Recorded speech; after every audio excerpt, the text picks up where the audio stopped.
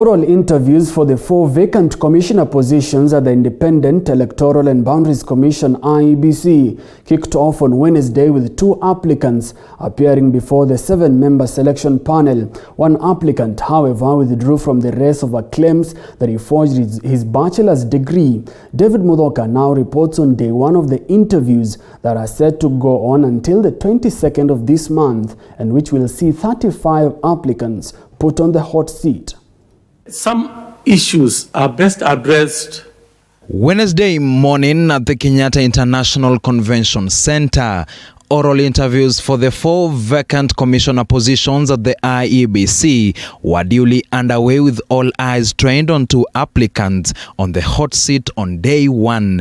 This despite the interviews getting off to a slow start after one other applicant failed to appear before the 7-member selection panel over fake degree claims. According to the panel's chair, Elizabeth Muli, Abdallah Mohammed, whose alma mater ironically features a stint at the National Police Service Commission, withdrew from the race moments after the panel sought his response to the accusations. My name is Abdirazak Arale Nuno, as you have it on record. First on the spotlight was Abdirazak Arale Nuno, a senior lecturer at the Moi University. Amid promises of being a breath of fresh air to the commission, the task ahead quickly dawned on the environmentalist as questions after questions poured in. Does that make an election invalid? The mere fact of having 1 million dead voters on the register. I would like to seek clarification, Mr. Kimuli, if there is evidence, and if an evidence can be adduced to the fact that this or some of these dead voters actually voted. The Don, who stated that he would leave the lecture hall should he be named commissioner, citing a conflict of interest, would have a difficult time explaining why he did not consider juggling between private and public sectors in the past as such. My answer to that would be that board membership, I've been a board member in 2011 as well in Kenya Accreditation Service.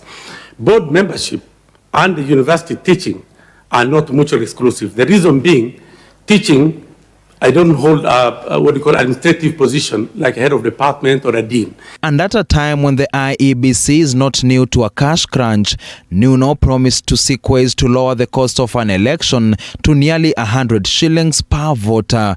This comes against the backdrop of the 2017 polls, where the electoral body spent a staggering 800 shillings on each voter. Nuno further stated that he would not shy away from following in the footsteps of 4 other commissioners who quit the IEBC in the previous elections should cohesion at the commission hit rock bottom.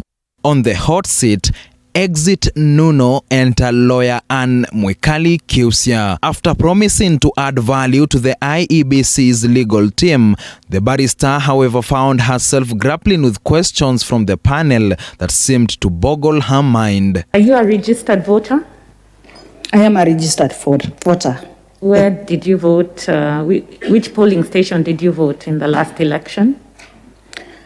I voted at Machakos. The polling station is called,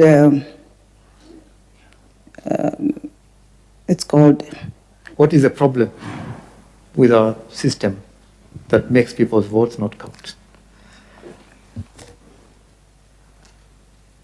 Faced with a series of catch-22s, such as whether the upcoming elections should be suspended until the severity of the COVID-19 pandemic wears off, or whether the IEBC should disregard an executive order suspending the polls if it deems the grounds for the postponement as unsatisfactory, or whether Kenyans in the diaspora, prisons and those mentally challenged are eligible to vote, Kiusia vowed to use the Elections Act as her sword, shield and armor.